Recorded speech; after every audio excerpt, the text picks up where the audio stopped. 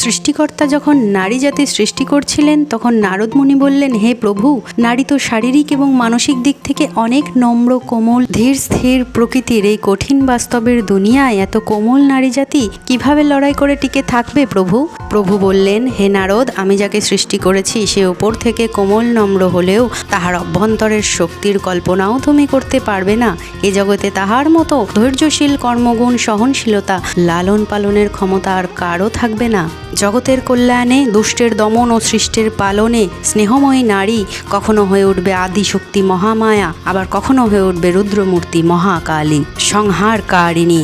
আর যে পুরুষ জাতি নিজেকে সবচেয়ে শক্তিশালী মনে করে সেই পুরুষ জাতিকে গর্ভে ধারণ করার মতন ক্ষমতা এবং তাকে জন্ম দেওয়ার মতন ক্ষমতা রাখবে এই নারী, এবং সন্তানকে নিজের কোলে আশ্রয় দিয়ে যত্ন করে বড় করে তোলার মতো ক্ষমতা রাখবে এক নারী। একথা শুনে নারদ মুনির চিন্তা লাঘব হয়।